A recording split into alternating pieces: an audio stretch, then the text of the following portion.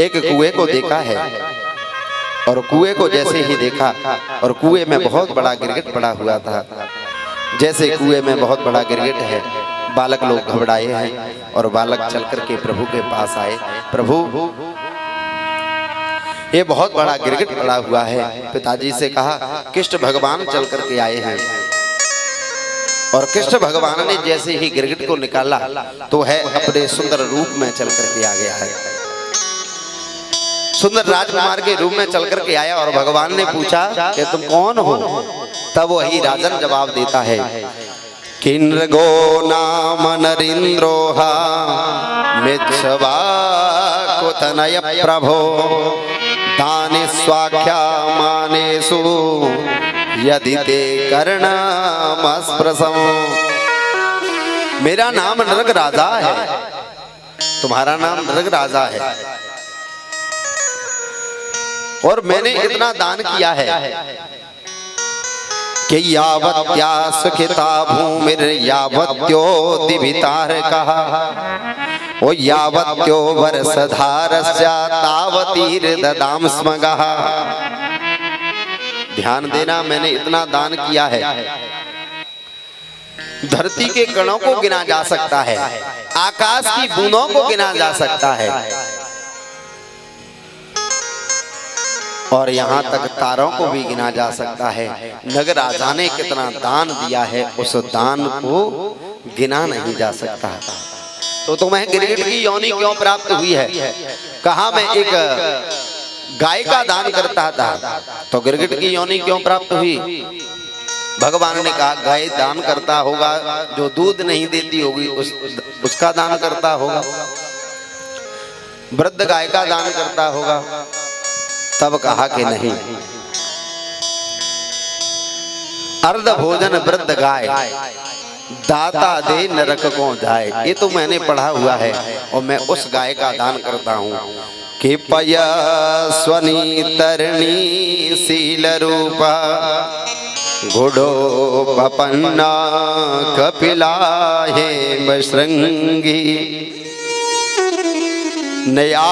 नयार्जितारोप्य खुरा सबस्सा दुकूल माला भरडा ददावहम।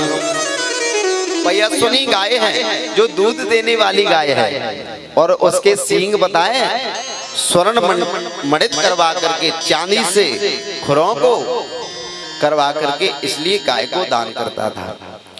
एक गाय मैंने दान में दे दी एक ब्राह्मण को, ब्राह्मण वह गाय लेकर के चला गया और उसने अपनी गौशाला में बांधा।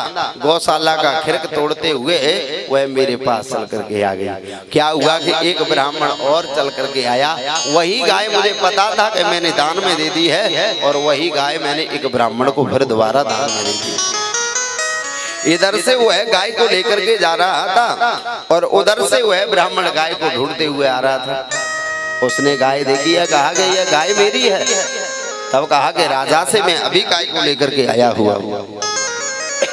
कहा कि इसका जवाब जाकर के राजन ही देंगे। और उसी समय जैसे ही राजा के दरबार में पहुंचे हुए राजा से पूछा, यह गाय मेरी है? एक ब्राह्मण ने कहा यह गाय मेरी है। राजा ने कहा यह गाय एक ही है, जो गाय मैंने तुमने दान में दी थी वह मेरे पास आ गई और मैंने वह गाय दान में दे दी है इस ब्राह्मण को। तब कहा कि तुम गिरगिट की तरह रूप बदलते हो, हम तुम्हें श्राप देते हैं कि जाओ गिरगिट बन जाओ। और वही जाकर के गिरगिट बने हुए हैं। मेरा पूर्व का भजन था जो आपने स्पर्श किया है, आज मैं अपने धाम चल करके जा रहा हूँ। नग राजा की यही कथा है। उसी समय एक राजा था पौंड्रक राजा, भगवान के ही रूप का चिंतन नहीं करता था, स्वयं भगवान बन रहा था।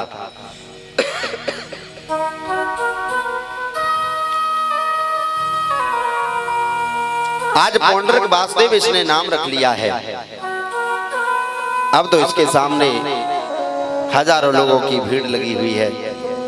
2 हाथ इसने काट के लगवा लिए हैं और एक बटन से चक्कर चलने वाला ले लिया है। आज जाकर के द्वारका में पत्र लिखा है कि हे द्वारकाधीश, संसार में ईश्वर के पौंड्रक वासुदेव है, वासुदेव कहना बंद कर दीजिए, ऐसा कहा है। उसी समय युद्ध के लिए ललकारा भगवान चल कर के आए हैं। इस पौंड्रक वासुदेव को काशी राज ने भड़का दिया था। मूर्ख और शंख दूसरे के फूंकने में ही बजते हैं। जो मूर्ख होगा और शंख दूसरे के फूंकने में ही बजते हैं। आज भगवान चल कर के आए हैं और इस पौंड्र का उद्धार किया है। बोलिए भक्त वत्सल भगवान की, बोले कृष्ण कन्हैया लाल की जय। जय श्री राधे। यहाँ पुराण के अंतर्गत लिखा है 65वें अध्याय का 39वां श्लोक है, जो ब्रह्मवृत्ति को हरण करता है, जो ब्राह्मण की संपत्ति को हरण करता है। स्वद्यताम परदत्ताम वा ब्रह्मवृत्ति हरिज्या 60 वर्ष सहस्राणि विष्टायाम जायते क्रमी। वह व्यक्ति 60 वर्ष विष्टा का कीड़ा बनता है। तो किसी ब्राह्मण की संपत्ति का हरण नहीं करना चाहिए, किसी भी संपत्ति को कब्जा नहीं करना चाहिए। यह भागवत के मध्यस्थ में लिखा हुआ है। सुखदेव स्वामी से परीक्षित ने कहा कि गुरुदेव, आप कृष्ण चरित्रों को तो सुना रहे हो और बलराम जी की भी कथा आप सुनाते रहिए। जो बलभद्र सरकार हैं, ब्रज के दाऊदी राजा हैं, कि बलभद्रा कुरु सृष्टा भगवान रथमास्थितः सुहृदक्षोरुतकण्ठा प्रययहु नंद गोकुलम।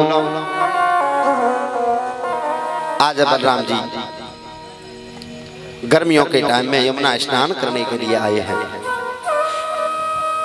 जब कभी होता है, हमारा भी मन करता है कि गर्मियों की जब बच्चों की छुट्टी हो जाएगी तो हम भी तीर्थ यात्रा करने के लिए जाएंगे। आज बलराम जी ने सोचा कि हम भी यमुना स्नान करने के लिए जाएंगे और यमुना स्नान करने के लिए पहुंचे हैं। यमुना वहां से दूर बह रही थी। यमुना को बुलाया कि यमुना, तुम मेरे पास चल करके आ जाओ, मैं स्नान करूंगा। बोलिए वृंदावन बिहारी लाल की। यमुना ने कहा कि ऐसे ही जो बुलाया करेगा उसके घर में चली जाए करूंगी मैं, और मेरी तो मर्यादा सब समाप्त हो जाएगी। तब ऐसा कहा, तब बलराम जी को क्रोध चल करके आया है। पापे तुम माम वज्ञा एना यासी मया हुता नेसे त्वाम लांग लांग क्रीड़ा सतता काम चारिणी।